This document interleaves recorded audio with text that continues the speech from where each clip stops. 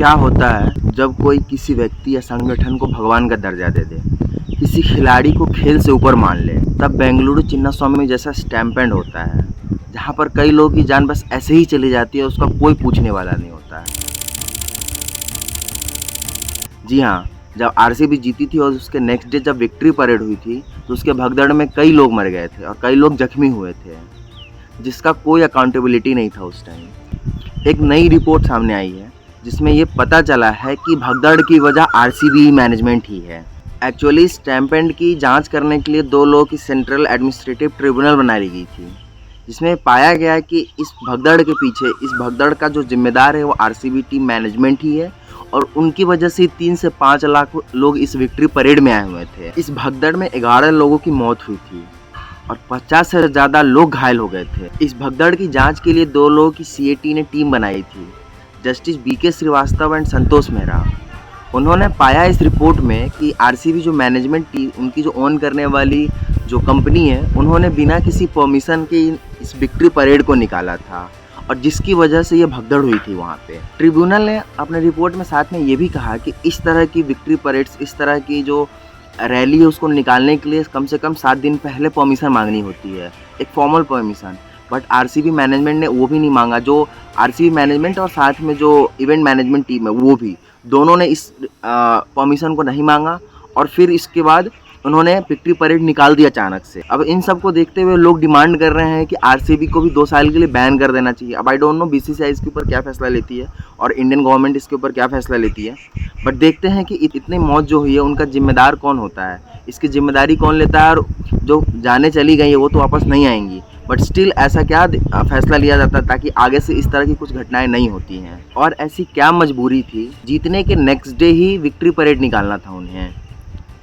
कुछ अंदर के सोर्सेज बता रहे थे कि कुछ सीनियर खिलाड़ी और कुछ विदेशी खिलाड़ी को नेक्स्ट डे ही अपने अपने देश जाना था और वापस अपने देश लौट जाना था।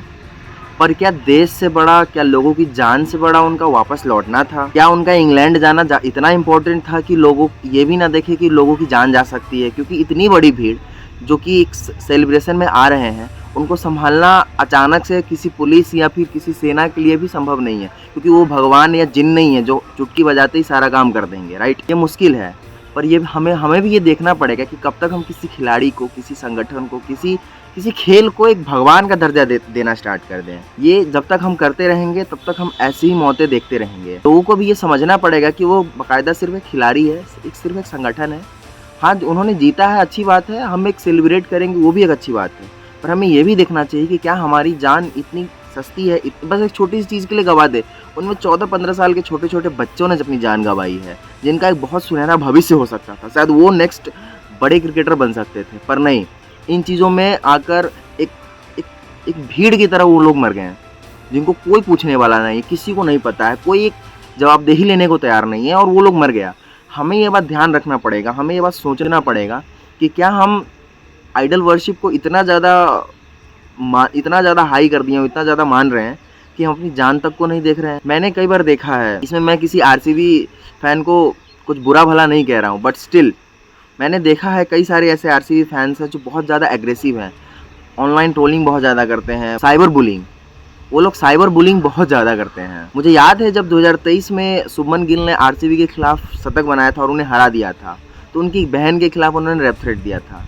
तो ये विराट कोहली या फिर जो उस बड़े मैनेजमेंट का काम है कि सामने आए और वो लोग इस चीज़ को रोके, साथ में ये बोले कि नहीं, ये करना गलत है, हम हार गए, हारना जीतना is a parts of game. अगर हम ये चीज़ नहीं करना रोकेंगे, आप एक बड़े खिलाड़ी होकर आप नहीं रोकोगे, आकर नहीं बोलोगे कि नहीं ये गलत है, आप मेरे बिहाफ में ऐसा मत बोलो, किसी की बहन, बेटी या फिर माँ को ऐसे रेप थ्रेट्स, साइबर बुलिंग ना करो, तो एक अच्छा एग्जाम्पल सेट होता। पर नहीं, आपने कभी ये नहीं किया है और शायद इसी का एक उदाहरण है कि लोग इतनी बड़ी संख्या भीड़ में ये सब चीज़ करने आते हैं। इससे पहले भी विक्ट्री परेड हुई है, चाहे वो T20 वर्ल्ड कप की जीत का हुआ हो, मुंबई इंडियंस के जीत का हुआ हो, चेन्नई सुपर किंग्स के जीत का हुआ या फिर KKR के जीत का हुआ हो।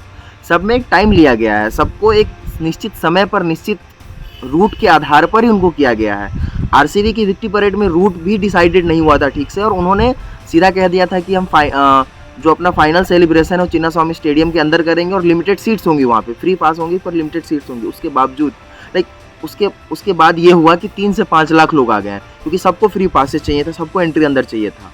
और ये ना होने की वजह से बाहर भीड़ बढ़ती गई और भगदड़ का एक बहुत बड़ा कारण बनाती गई, और भगदड़ फिर बाद में हुआ। तो मेरी उम्मीद है कि शायद बीसीसीआई इसके ऊपर अच्छा सा एक कड़ा एक्शन लेगा लास्ट में। और अभी कर्नाटका गवर्नमेंट भी इसके ऊपर एक कमेटी बिठाई है, और देखते हैं उसका रिपोर्ट क्या आया है। पर सीएटी की रिपोर्ट में वहाँ की पुलिस को क्लीन चिट मिल गया है कि उन लोगों की कोई गलती नहीं थी, अचानक से विक्ट्री सेलिब्रेशन करना चाहिए था। और साथ में आरसीबी मैनेजमेंट और जो इवेंट मैनेजमेंट उन्होंने इवेंट कराया है उसके ऊपर भी बहुत सख्त कदम लिए जाने चाहिए। जो भी उचित कार्रवाई हो उसके ऊपर किया जाना चाहिए। मिलते हैं किसी नए वीडियो किसी नए टॉपिक पे, तब तक के लिए धन्यवाद। जय हिंद।